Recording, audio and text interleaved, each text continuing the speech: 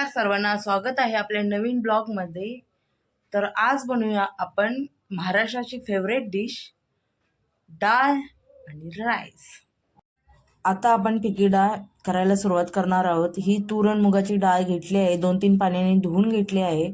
आता आपण त्याच्यामध्ये मिक्स करणार आहोत बारीक चिरलेला टमाटर। त्याच्यानंतर आपण त्याच्यामध्ये ॲड करणार आहोत बारीक चिरलेला कांदा आणि बारीक चिरलेली मिरची। आता हे आपलं सगळं एकमेकांमध्ये ॲड करून झाले आहे। तर आता आपण त्यामध्ये टाकणार आहोत पाणी। पाणी नेहमी जास्तच घ्यावे, कारण डाळ शिजायला थोडा वेळ लागतो, त्यामुळे पाणी जास्त घेतले आहे। त्याच्यामध्ये आता आपण ॲड करणार आहोत 1 चम्मच हळद ॲड करून झाले। आता हे आपलं सगळं रेडी झालं आहे डाळ शिजवण्यासाठी जे हवं आहे ते। तर आता हे आपण गॅसवर ठेवू। गॅसवर ठेवून झाल्यानंतर आपण आता गॅस चालू करू, कारण डाळ शिजायला ना पातेल्यामध्ये खूप वेळ लागतो। तर आता आपण डाळ शिजायला ठेवली आहे। फायनली तुम्ही बघू शकता 1 तासाने डाळ शिजली आहे, घट्ट अशी शिजली आहे। सर्व डाळ शिजून तयार झाली आहे छानपैकीशी। तो आता आपण डाळीला फोडणी द्यायचं बघूया। तर आता मी घेतले आहे एक छोटेसे पातेलं, त्यामध्ये मी टाकणार आहे 2 चम्मच तेल। 2 चम्मच तेल टाकून झाले आहे। आता हे आपलं तेल गरम होऊन देऊया। तुम्ही पाहू शकता आपलं तेल हे गरम झाले आहे। त्यामध्ये आता टाकले मी मोहरींना डाळीला छान फोडणी लागते। तर आता तेलामध्ये मोहरी टाकलेली आहे, मोहरीचा तडका बसला आहे।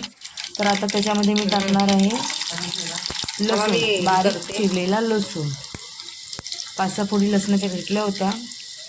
लसूण घेऊन झाल्यानंतर मी आता त्याच्यामध्ये टाकणार आहे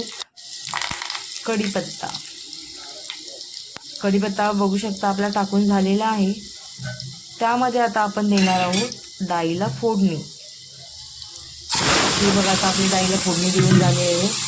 जर डाळीला फोडणी चांगली बसली ना तर डाळीचा स्वादच वेगळा असतो। तर आता डाळीला फोडणी देऊन झाली आहे। अरे बापरे, पातेले खूप छोटं झालं। तर आता मी थोडी उकळी येऊन देणार आहे।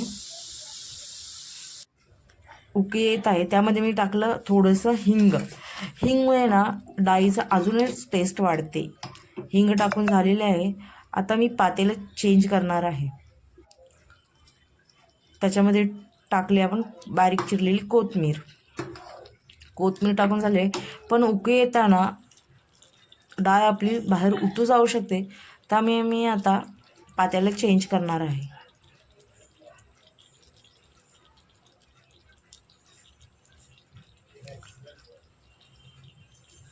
तुम्ही बघू शकता आता मी पातेलं चेंज केले। त्याच्यामध्ये आता ॲड करणार आहे मीठ ना नेहमी नंतरच घालावे, कारण डाळीचा अंदाज येतो आणि मीठ आणि डाळीचे प्रमाण ना सेम प्रमाणात होते। सो आपली फायनल डाळ झाली आहे।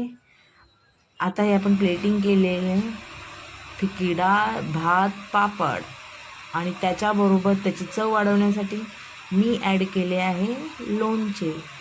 हे आहे सिंपल महाराष्ट्रीयन जेवण, करायला पण सोपं आणि खायला पण टेस्टी। जर हा आपला मेन्यू असेल ना तर प्रत्येक मराठी माणसाचा दिवस हा खूप छान जातो आणि खायला तर एकदम स्वर्गाहून सुंदर हे जेवण आहे। सो आपली प्लेटिंग तयार झालं आहे। व्हिडिओ आवडला तर नक्की लाईक करा, शेअर करा आणि कॉमेंट करा। Thank you all.